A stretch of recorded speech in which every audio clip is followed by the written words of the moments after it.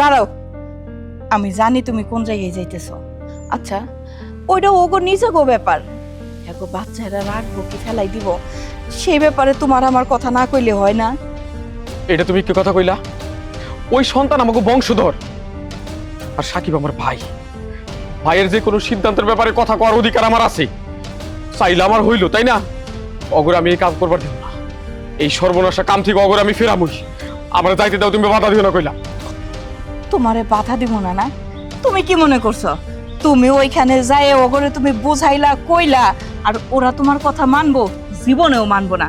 কারণ কি জানো, ওর বউ একবার যে কথা মুখ দিয়ে বাইর করছে যে সেই সন্তান সে পেটে রাখবে না, সন্তান নষ্ট করব, অহনো নাকি তার বাচ্চা পেটে নেয়ার বয়স হয় নাই। যেহেতু সে একবার কয়ে ফেলাইছে না, সেহেতু ওই বাচ্চা সে নষ্ট করব মানে করবই। তুমি কেন, তোমার বড় ডাইসেও যদি তারে বুঝায়, তারপরেও সে বুঝ মানবো না। না, তুমি বুঝতেছো না আশা। আরে ছোট বউ না হয় এটা কইছে, ছোট বউয়ের কথাই শেষ কথা না। ছোট বউ পরের মাইয়া, আমার কথা নাই শুনবার পারে। কিন্তু যে ছোট বাইরে ছোট্ট থেকে আমি মানুষ করছি, বড় করছি, ওর জন্য কষ্ট করছি, ও আমার একটা কথা মানবো না, এইটা দুনিয়া বিশ্বাস করলেও আমি বিশ্বাস করি না। তুমি বিশ্বাস করো না সেটা আমি জানি, কিন্তু যেদিন থেকে এই বাড়িতে ওই ছোট বউ আইছে, সেদিন থেকেই তোমার ভাই তোমার কথাও ভুলে গেছে, আমার কথাও ভুলে গেছে। আমরা যদি এখন ওরে একটা কিছু কই না, ওই কথা ওর ভালো লাগবে না, বিষের মতন মনে হইব।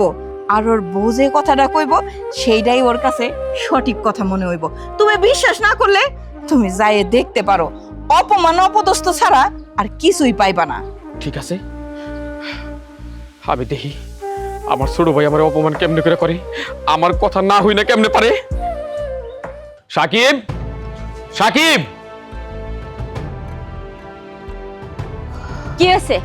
বাড়িতে কি চোর ডাকাত পড়েছে নাকি? এভাবে চিল্লাচিল্লি কেন করছেন? এটা একটা ভদ্রলোকের বাড়ি, আস্তে কথা বলুন।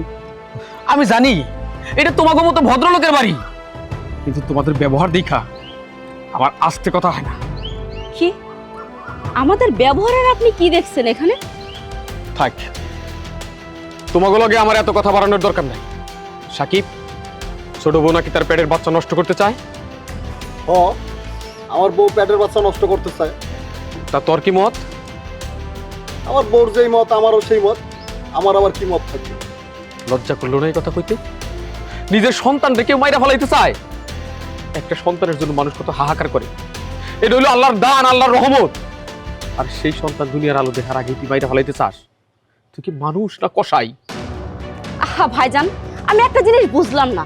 আমার সন্তান, তাকে আমি এই পৃথিবীর আলো দেখাবো কি মেরে ফেলবো সেটা আমার ব্যক্তিগত ব্যাপার। এটা নিয়ে আপনি এত মাথা ঘামাচ্ছেন কেন? আমি মাথা ঘামাইতাম না ছোট বউ, আমি মাথা ঘামাইতাম না। ওই অনাগত সন্তান যদি আমাকে বংশের কেউ না থাকতো, তোমাকে এই বিষয়ে কথা কইতে আইতাম না আমি। দেখেন ভাইজান, আপনাদের বংশের হিসাব করে এই বাচ্চাটা আনতে গিয়ে যে আমি আমার বডি ফিটনেসটা নষ্ট করব, সেটা তো করতে পারি না। তাই আমার শেষ সিদ্ধান্ত, আমি এই বাচ্চা রাখবো না মানে রাখবো না। ভাইজান, এটি আমাকে শেষ সিদ্ধান্ত। আশা করি আমাকে এই বিষয় নিয়ে তুমি আর কোনো কথাবার্তা বলবা না। ঠিক আছে, তগর সিদ্ধান্ত আমি শুনলাম, কিন্তু আমার সিদ্ধান্ত শুনে রাখ।